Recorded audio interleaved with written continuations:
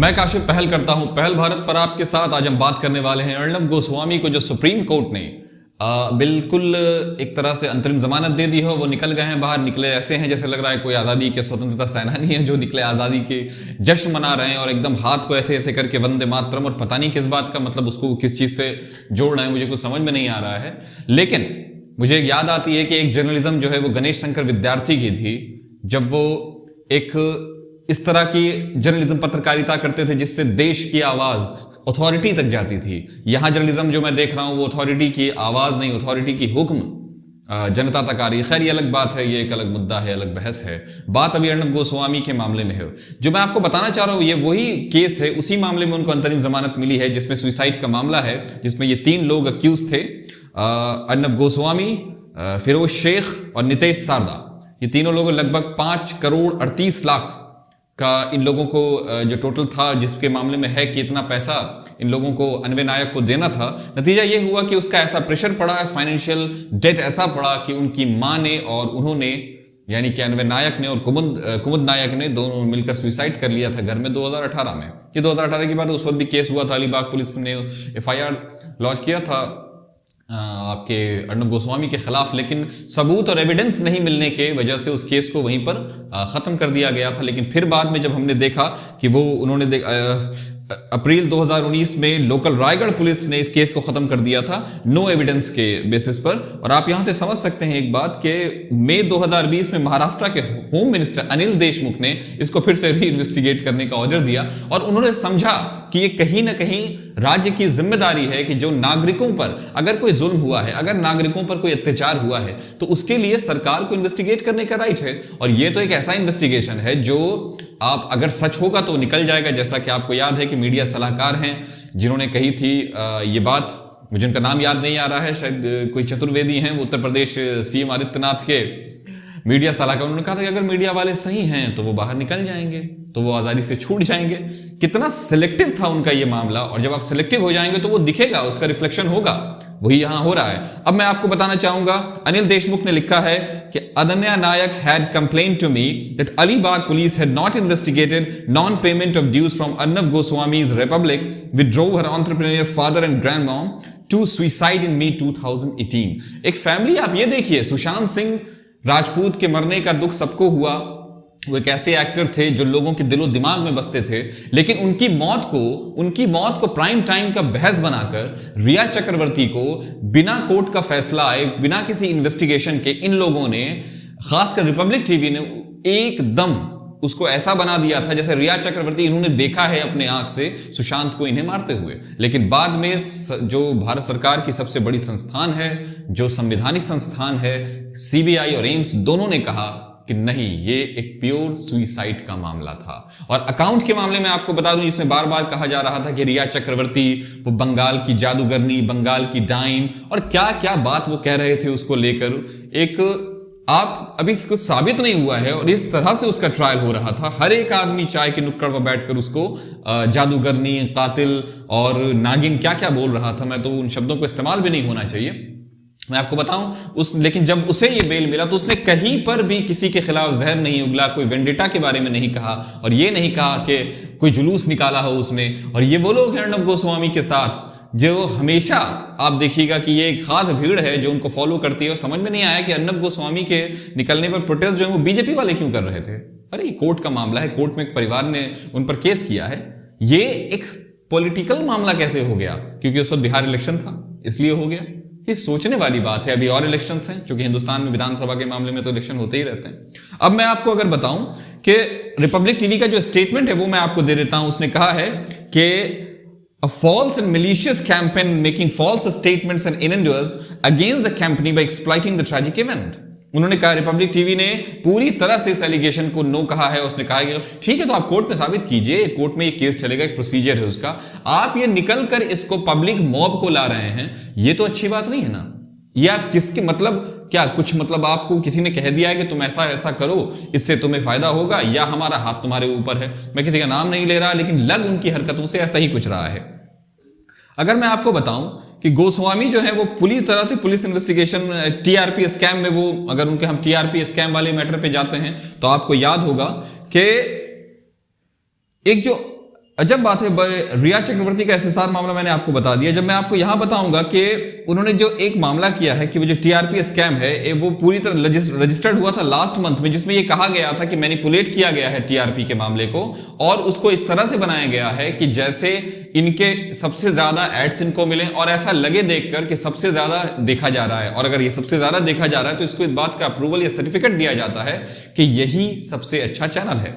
अब मैं आपको अगर बताऊं कि जो एक इंपॉर्टेंट मामला है कि जो इसमें एक बहुत बड़ी बात है जो मैं आपको बताऊंगा कि supreme court pointing aspect, if constitutional courts don't protect liberty who will, justice Chandrachud ने पूछा। जो बात मैंने आपसे कही कितनी अच्छी बात है, freedom of thought, freedom of speech, यानी हमारे फंडामेंटल राइट्स को बचाती हुई, प्रोटेक्ट करती हुई बातें हैं। लेकिन बात ये बिल्कुल अच्छी है और मैं इस बात को पूरी तरह से सपोर्ट करता हूं और इस बात की इज्जत करता हूं, सम्मान करता हूं।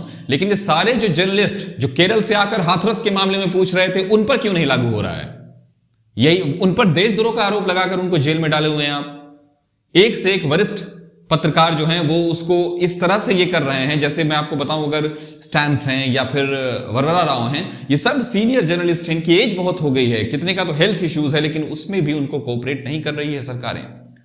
तो ये आप जब स्टेट गवर्नमेंट से ये बात बोल रहे हैं तो क्या वो स्टेट गवर्नमेंट सबके लिए है? अगर हैं, चूंकि आप चीफ जस्टिस हैं तो आपकी बातें तो सब सार्वजनिक, चूंकि आप सुप्रीम कोर्ट के चीफ जस्टिस हैं तो वो मामला तो भाई किसी कोर्ट में होगा नहीं। चूंकि कई बार सुप्रीम कोर्ट जब बता रही है कि मैं खड़ा हूं आपके रक्षे के लिए, तो कई बार जब इनके जो संबंधी हैं या जो इनके तरफ के लोग हैं जो इनको प्रोटेक्ट करने के लिए या एडवोकेट उनके एडवोकेसी के लिए जब वो कोर्ट गए, सुप्रीम कोर्ट जाने लगे, तो उन्होंने कहा नहीं पहले जाकर स्टेट के हाई कोर्ट्स में जाइए। तो फिर सुप्रीम कोर्ट कैसे खड़ा? अब मैं आपको बताऊं अगर जो एक बहुत इंपॉर्टेंट मामला है कि अब मैं आप जिक्र ये करूंगा कि अर्णब गोस्वामी का जो ये मामला है वो सिर्फ इस मामले में बात नहीं हो रही है।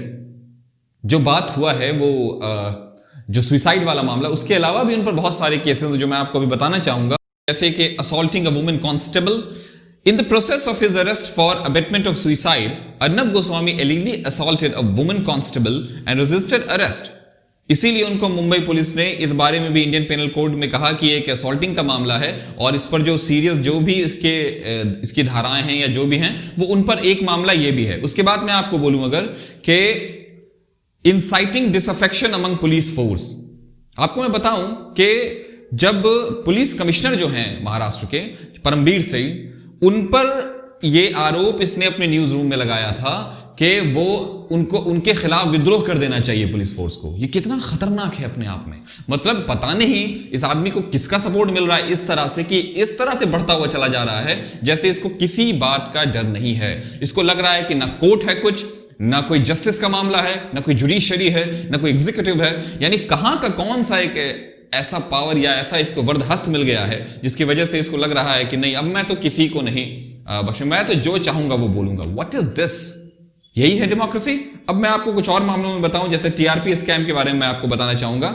Mumbai police commissioner Parambir Singh held press conference on 8 October to claim that his department had discovered a racket, एक रैकेट के बारे में जिसमें टीआरपी का खेल, जो मैं आपको बताऊं ये इतना खतरनाक है, टेलीविजन रेटिंग पॉइंट का मामला होता है इसमें। तो इसमें अर्णब गोस्वामी पर यह मामला है कि उन्होंने कई जगह, इस पर हम लोग पहले भी वीडियो बना चुके हैं लेकिन शॉर्ट में आपको मैं बता देता हूं ये मामला क्या था। इसमें ये मामला था कि उन्होंने कुछ 40,000 टोटल भारत की इस आबादी में, एक तो टीआरपी मशीन जो है वो बहुत कम घर में, लगभग 40,000 का। उसके बाद कहा गया कि इन्होंने कुछ खास घरों में उसको लगवाया और उनसे कहा कि हम आपको टीवी तक, ये एलिगेशंस हैं, प्रूव नहीं है, लेकिन बात ये भी है कि हम आपको देंगे, आप एक चैनल पर 24/7 जो है रिपब्लिक टीवी चलाते रहो, बस आपको देखने का जो भी मन है वो आप देखो, डजंट मैटर। अब मैं आपको जो एक बात और बताने जाऊंगा वहां टीआरपी स्कैम के अलावा जो इन पर दूसरा मामला है वो है पालघर मॉब लिंचिंग पे बहुत सीरियस मामला है जो इन्होंने कर दिया था।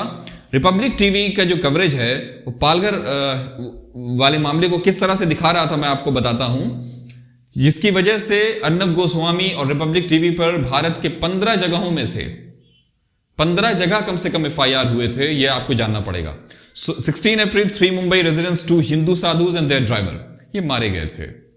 बहुत दुख भरी, इनको चोर समझकर वहां के स्थानीय निवासियों ने मार दिया था। इस पर अर्णब गोस्वामी ने कितना इनसेंसिटिव, कितना भड़काऊ, कितना प्रोवोकेटिव, उसने कहा कि सोनिया गांधी इटली में फोन करके बताएंगी कि हिंदू ऐसे मारे जा रहे हैं मेरे राज्य में। अब बताइए इस आदमी की सेंसिटिविटी या जिसको एथिक्स ऑफ जर्नलिज्म कहते हैं, एथिक्स या प्रोफेशनल एथिक्स कहते हैं, जो एकदम ग्राउंड पर भी कम से कम इतना तो हो, इसने वो भी फॉलो नहीं किया। राजनीतिक एफिलिएशन दूसरी बात है। यहां पता नहीं आपको जो वर्दहस्त मिल गया उसकी वजह से आप सब भूल गए। आप एक जर्नलिस्ट हैं, आपका एक इतिहास रहा है जर्नलिस्ट होने का, पत्रकार होने का, आपको उस धर्म को निभाना होगा। मॉब लिंचिंग पर उसने कहा, यह बात इनसेंसिटिव बात कही थी। ये कितने दुख की बात है, कितने हैरत की बात है कि दुश्मनी में, जैसे लग रहा है वो खुद कोई पॉलिटिकल पार्टी है। पॉलिटिकल पार्टीज नहीं बोलती हैं इतना इनसेंसिटिव बयान, वो तो अब होने लगा है, वरना भारत के इतिहास में इनसेंसिटिव बयान नहीं दिए जाते थे। लोग जिनसे जो अदर पार्टीज में रहते थे और जो दूसरी आइडियोलॉजी को फॉलो करते थे, वो कभी भी एक दूसरे से पर्सनल नहीं होते थे। इतिहास गवाह है भारत में। आपको अगर मैं एकदम बिल्कुल शुरुआत का ही एग्जाम्पल दूं तो पंडित जवाहरलाल नेहरू और डॉक्टर राम मनोहर लोहिया, इनके बीच राजनीतिक पूरी तरह से तनातनी, लेकिन पर्सनल इन्होंने जिंदगी में कभी भी पर्सनल मामले में एक दूसरे को कोई ये बात नहीं कही। ये सोचने की बात है, हम कहां आ गए। ये चैनल्स, बड़े बड़े चैनल्स के मालिक घर में बैठकर बोलते कहां है, कहां है, कहां है सलमान खान, और सलमान खान का एड बिग बॉस का उनके टीवी पर चल रहा है। वही है सलमान खान, आप पूछ लीजिए उसी से। ये साक्षी जोशी का अगर आप वीडियो देखें तो उसमें ये इस बात पर जिक्र किया है साक्षी ने बहुत अच्छे से। वंडरफुल है, वो तारीफ के लायक बात है। अब मैं आपको बताऊं, माइग्रेंट वर्कर के मामले में जब पूरी दुनिया कोरोना से तबाह हो रही थी, जब और भारत के मजदूर जब सड़कों पर बिखरे हुए थे, खासकर जो नॉर्थ इंडियन मजदूर से माइग्रेंट्स थे, उनके बारे में इस असंवेदनशील प्राणी ने, इस इनसेंसिटिव आदमी ने, पत्रकारिता के नाम पर भौड़ी राजनीति करने वाले इस आदमी अर्नब गोस्वामी ने कहा था कि ये लोग मस्जिद के पास जमा हुए कुछ लोकल मुस्लिम गूंस हैं जो वहां खड़े होकर कुछ ना कुछ बदमाशी कर रहे हैं। जब उसने वहां की जमायत को भी, वहां से जो जमायत आई थी उस पर भी, जो विदेश से जमायत आई थी उस पर भी इसके कोर्ट ने डांटा था, इसके लिए इसके जुडिशरी ने डांटा था। आप सोच सकते हैं ये उन माइग्रेंट वर्कर को, जिनको देखकर अमेरिका और इंग्लैंड में बैठे हुए लोगों ने रो दिया था, उसके बारे में एक हिंदुस्तानी, हिंदी बोलने वाला, अंग्रेजी बोलने वाला हिंदुस्तानी समाज में रहने वाला एक इंसान ने क्या कहा, पता है उसने क्या कहा? उसने कहा कि ये लोग भाड़े के टट्टू हैं।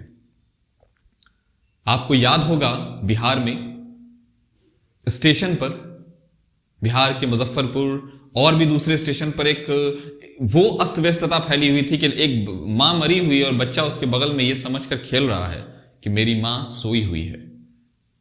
उन जैसी तकलीफों को इस इंसान ने कहा कि वो भाड़े के टट्टू हैं, उनको लाया गया है। और मस्जिद के बगल में क्या कर रहे हैं, उसने मस्जिद पर बहुत जोर दिया। क्या आपको लगता है कि पत्रकारिता है? क्या आपको लगता है कि गणेश शंकर विद्यार्थी वाली पत्रकारिता है, महात्मा गांधी वाली पत्रकारिता है? क्योंकि वो भी पत्रकार थे। क्या आपको लगता है राजा राम मोहन, जो एक नया भारत, वो उनका नया भारत था, जो एक पत्रकार थे, जो भारत के पहले, आपको लगता है ये कहीं से रिलेट कर रहा है? ये किसी छोटे से पैमाने पर भी कहीं पर फिट हो रहा है? आपको लगता है ऐसा? अगर आपको लगता है ऐसा तो हैरत है। फिर लोग उसके निकलने पर अपने तरह से उसको जोश दिखा रहे हैं कि देखो निकल गया ना नब। अरे आप ये सोचिए कि उसने कोई देश का काम नहीं किया है, कोई क्रांति नहीं छेड़ी है, कोई स्वतंत्रता संग्राम नहीं छेड़ा है, कि किसी मूवमेंट में नहीं रहा है, किसानों के लिए उसने आवाज नहीं उठाई थी, मजदूरों के लिए नहीं उठाई थी, फौजी भाइयों के लिए नहीं उठाई थी। उसने आवाज उनके खिलाफ उठाई थी। उस पर सुसाइड करवाने का, फाइनेंशियल प्रेशर डालने का इल्जाम है, इसके लिए वो जेल से निकला। ये मत भूलिए आप। उसने कोई महान पत्रकारिता नहीं की है कि अथॉरिटी से खड़ा होकर सत्ता से उसने सवाल पूछा। नहीं, बिल्कुल नहीं, ये बिल्कुल नहीं हुआ है। हुआ यह है कि चीप हरकत हुई है। वो हीरो है। हीरो तो वो होता है जो सत्ता से लड़ जाए। अगर उसको लगे कि सत्ता, आपको याद होगा हीरो जयप्रकाश नारायण थे, डॉक्टर राम मनोहर लोहिया थे, डॉक्टर बी आर अम्बेडकर थे, महात्मा गांधी थे। ये थे हीरो जिन्होंने सत्ता के सामने अपनी आवाज बुलंद की और लोगों की, अपने समाज की, अपने नागरिकों की आवाज बुलंद की। या वो जो सरकार की हिमायत कर रहा है, वो कैसे हो गया? मीडिया तो सरकार से विपक्ष होकर सवाल पूछता है ना। पत्रकारिता की जो आप परंपरा कह सकते हैं वो तो यही है ना। अब मैं आपको बताऊं किस तरह से इन कोशिशों का क्या नतीजा हुआ। आखिरकार ये बातें बाद में होंगी। फिलहाल तो ये कि अर्नब गोस्वामी को रिहाई मिल गई है, अंतरिम जमानत है, केस उसी तरह स्पीड में दौड़ेगा, लेकिन उनको अंतरिम जमानत मिल गई है। ये भारत की जुडिशरी की खूबसूरती है, किस तरह से होता है। आपको बेल मिल सकते हैं, लेकिन हमें और आपको सेलेक्टिव नहीं होना चाहिए।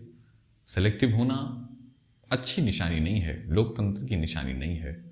एक मैच्योर और वयस्क लोकतंत्र जिसने अपनी आज़ादी अर्जित की है, जिसने अपना लोकतंत्र और गणतंत्र अर्जित किया है, उसको कोई गिफ्ट में नहीं मिल गया, तो वतन नहीं मिल गया है।